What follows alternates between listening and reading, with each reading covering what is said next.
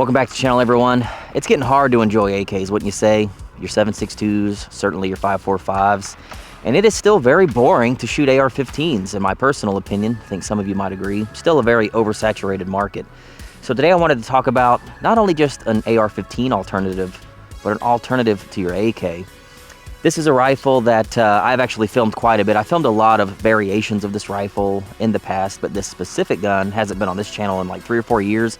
Way back when I was making super crap content with cell phones, so I thought it was time to bring this specific gun back on the channel to show you guys that there is an alternative that honestly I think might be better than both the AR-15 and the AK.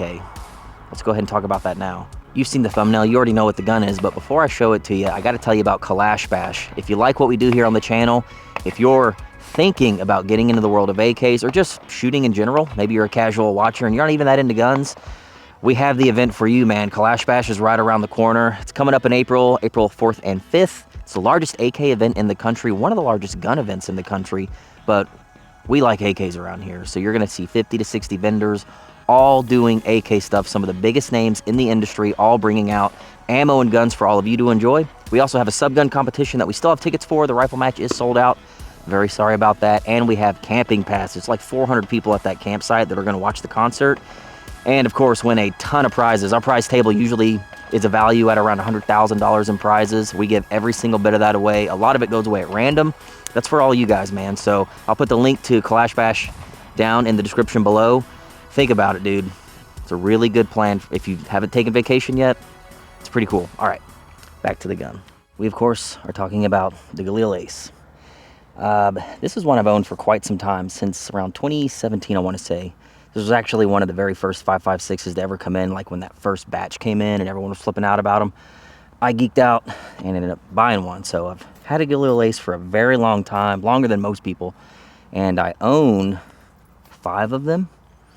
I have a 7.62, all 3 of the 5.45s. May or may not have been a good idea. And of course this original 5.56, which out of all of them is my absolute favorite.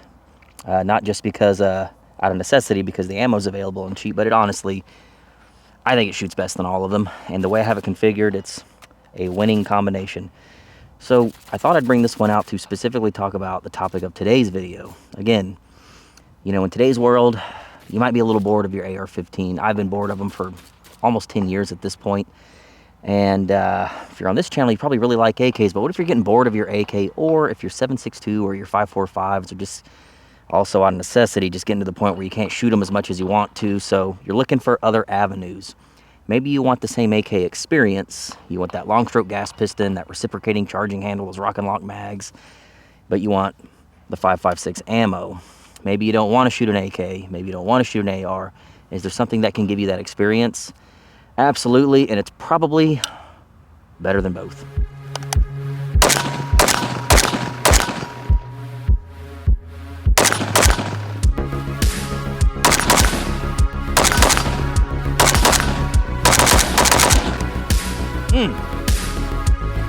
That's pretty damn good, dude.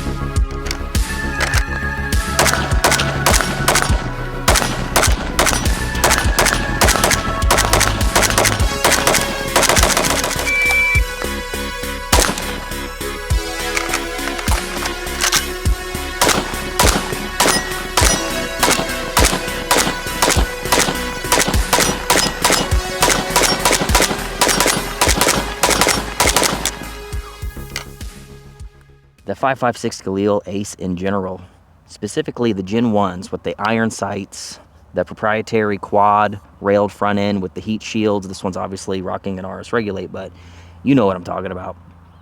That, I think, is probably the best AK/AR alternative on the market today. If you ever come across, they imported recently, like the one that everyone wanted. It was a 13-inch 5.56 that actually finally took the Rock and Lock Galil mags. For some reason, they don't actually bring in a 16-inch version that takes Rock and Lock mags, only the 13. I'm sure it's because it's a pistol and it's easier to import. And back in the day, they used to tell us that there was no way the Rock and Lock 5.56s are coming in. Well, it seems like they found a way. It's like Jurassic Park. Whether it's gun bans, ammo importations, whatever, life finds a way and cool stuff happens. Anyway, because it's a pistol, they brought it in. Now, way before that 13-inch Rock and Lock Galil was available, I actually kind of made my own years ago, back when they told us this was never coming in and this wasn't possible.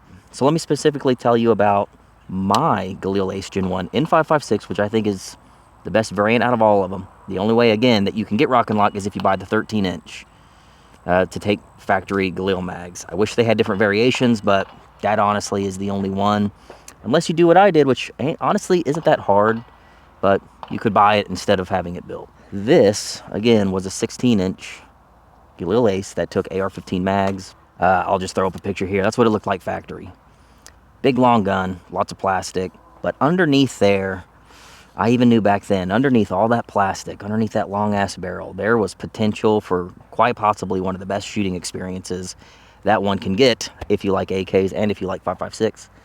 So I ended up buying it and realized right off the bat, like, yo, left side charge, spring-loaded, dust cover to cover up the hole. I've got left side charge that I've paid gunsmiths to do on regular AKs, and it's great. It works awesome. You do always have a permanent hole because you have to cut your dust cover.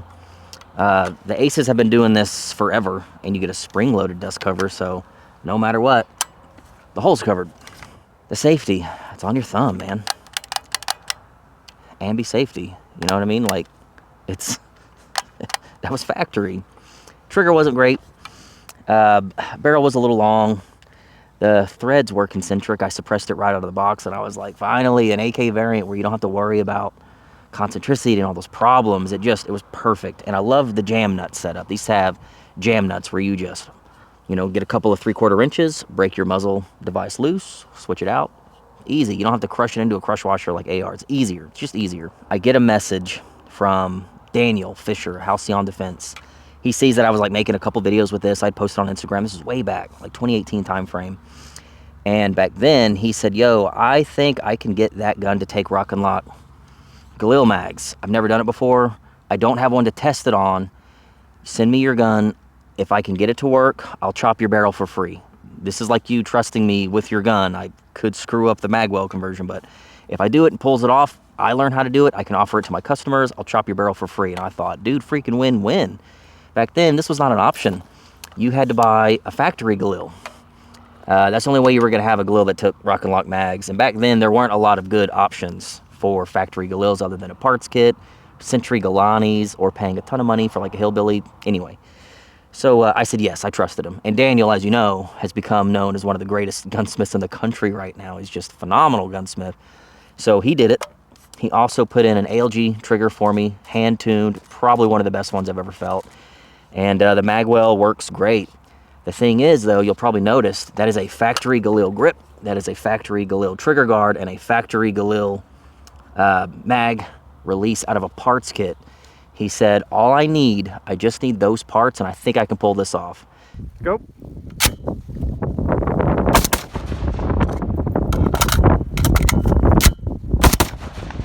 Because this is a Galil. Even though it's got a more modern receiver and modern stuff, like, it's still a Galil. Like, you can even put Galil stocks on these things. This knuckle here, you pull the pin, get a factory, like, tubular stock out of a kit. You can pin it in place and literally have an OG Galil stock. I've done it with this one. It's just cool. Like, the gun is still very Galil. And he even said, dude, I feel like the inside of that magwell can take the Galil mags. If we pull off the AR stuff and we just have a factory Galil mag latch and a trigger guard, we'll even put the factory Galil grip on there. I'm pretty sure that's all it needs. And he was right, dude. He said it took very minimal work.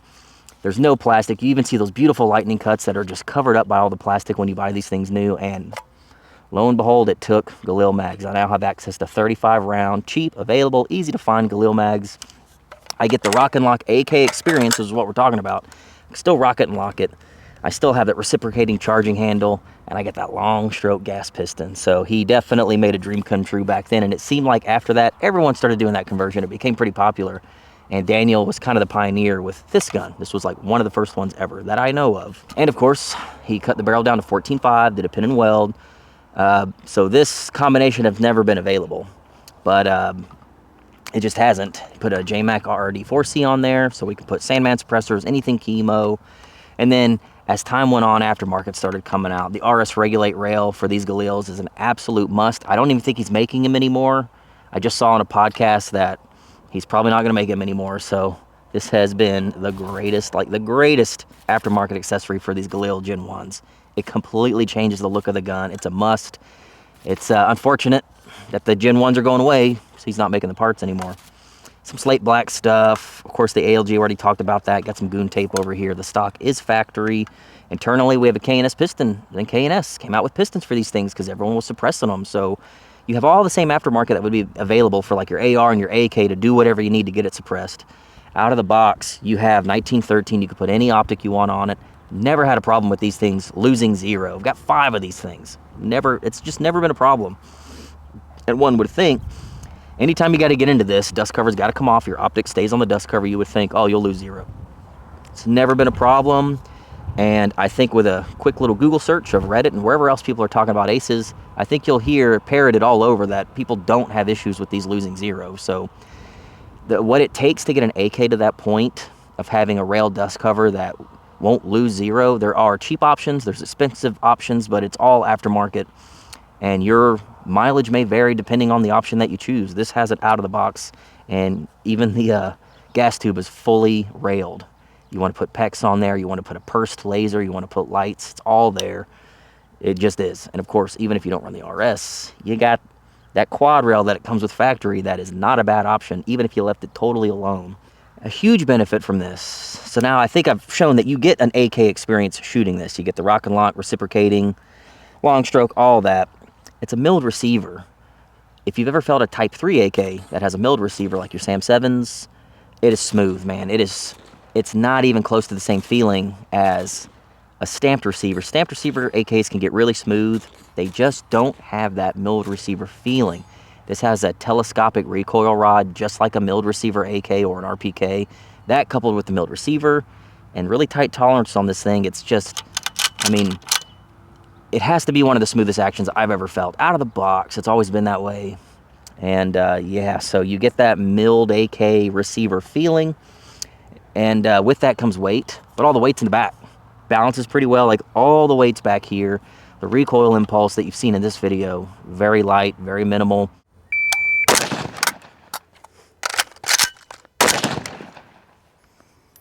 .35, not bad.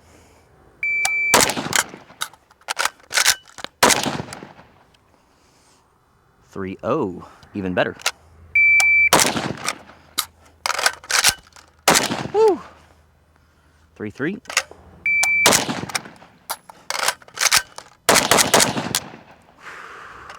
With the K&S piston, the world is your oyster on recoil and how you want to tune your suppressor. So the recoil impulse is really honestly second to none. You'd have to do quite a bit of work on an AK to get it to that point, but it can be done. This one's just kind of like that, man. Out of the box.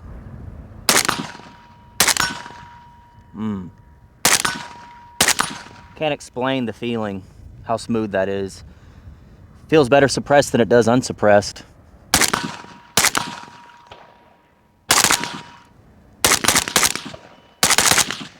Oh man, crazy.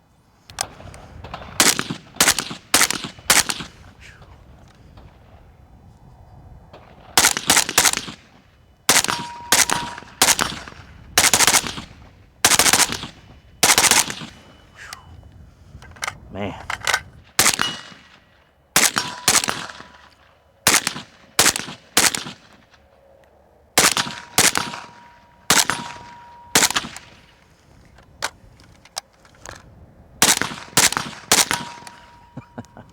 Dude, every AK should have a folding stock, all of them. Every single one.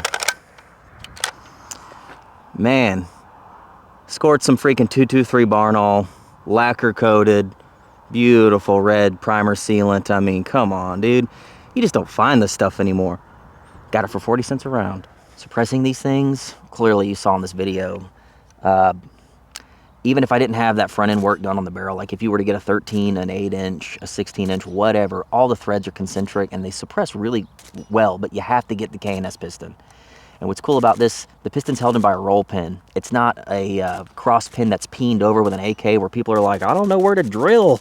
We've all done K&S pistons. You know exactly what I'm talking about. This, it's a roll pin that you just knock out, swap pistons, and you're done. It's like 10 minutes. It's way easier than a regular AK. Once you do end up suppressing this, oh man, is it beautiful. I think this shoots better suppressed than it does unsuppressed, even with a muzzle brake. It's just heavy. But like my 545 Galil, 8-inch barrel with the can is, oh my God, one of the greatest shooting experiences ever. If I can try to find some footage, I hope I still have some, I'll show you. Beautiful. So Galil Aces are amazing suppressor hosts out of the freaking box, but you need a K&S piston because some of them are a little overgassed. But yeah, man, to get an AK to be like a really nice suppressor host, first you got to get lucky with your threads, get lucky with concentricity. Maybe you need a K&S piston, typically you do because they're all overgassed. And they're all going to be, 16 inches. To suppress an AK, it depends on what AK you're using. If it's going to be like an import, it's the luck of the draw and concentricity.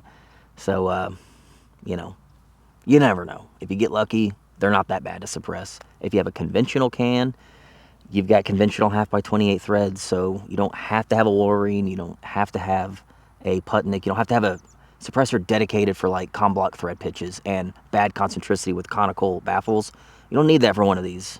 You can just run a regular can on it. So that's pretty cool. I shot my third Red October with this gun on iron sights, took podium, when the 2 years before I was running AKs that were highly tuned that I could barely get into top 25%, and this just got me there. It was just easier to run in a match, and I think that's why you see Galil Aces sweeping prize tables on all the big AK major matches. Galil Aces with like minimal tuning, these guys are just beating everyone. Granted, they're all phenomenal shooters, but the Galil Ace, kind of like a competition AK out of the box. So unfortunately, the Gen 1s are kind of going away. You could probably still find the 13-inch Rock and Lock, which should be your number one. If you want to get into the ace game, the 13-inch Gen 1, meaning it has iron sights, Rock and Lock, is the one to have. It's the one that I think is going to hold the most value over time. The ammo's never going to go away. The mags are everywhere. That is absolutely the one to have. If you have an option to get one, get it. They're not going to last forever. Gen 2s are around. Aesthetically, they don't do it for me like the Gen 1s do. The front end's different. You lose your iron sights. They don't have lightning cuts anymore. I mean, these lightning cuts are sexy, dude. They should keep doing lightning cuts. But they shoot exactly the same. All the aftermarket's pretty much the same. These rails don't fit them, but I'm hoping Scott at RS will come out with some Gen 2 Ace stuff. We shall see. And if you look, there's a lot of guys taking Gen 2 Galils, and they're doing some crazy stuff with them. So it's out there. You don't have to do everything I did back in the day. I had to have all this stuff done. You could just buy a Galil Gen 1 Rock and Lock and basically have like 75% of what I have done out of the box. So that's that. If you can live with a Gen 2 and you just want an alternative and you can get past the looks, they really are beautiful to shoot. If IWI is watching, Jeremy, hopefully you are, we need more Rock and Lock Galil options. This is, I think, the best alternative to an AR, to an AK. It gives you the same feeling, a lot of the same feelings as shooting an AK while retaining that beautiful 5.56 round that ain't going anywhere. And you don't have to just go, well, I guess I'm just going to shoot my AR for a little while because ammo is getting hard to get. This right here, dude, this, I think, fixes that problem. It's just bad timing with the video because Gen 1s are kind of hard to find, but they're out there. So please, IWI, if you could keep that Gen 1 going, man, with this mag conversion, that is the one. That's the one everyone wants. Please, please, IWI, bring more of those in. Anyway, that's all I have for you today. What do you think about Galil Aces? Do you prefer the Gen 1 over the Gen 2? Do you have one? Have you felt how good these things can be? And does it scratch the AK itch? For me, it doesn't scratch the itch of like a bone stock AKM with wood furniture. That's its own thing. Nothing comes close to that. But for a highly tuned AK and you're really trying to get everything you can get out of it, it's hard to beat this. This kind of has it all from the beginning. So anyway, that's my pretty sick Gen 1 Galil Ace. That's really all I have for you guys. All right, everyone. Thanks for watching. It's a hot range, so we'll see you next time.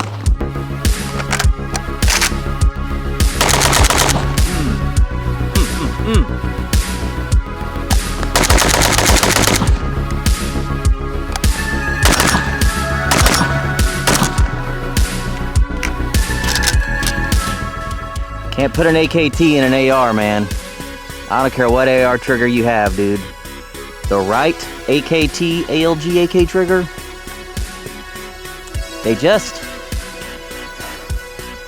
they have their own type of feel, man. And they freaking rock and roll, dude.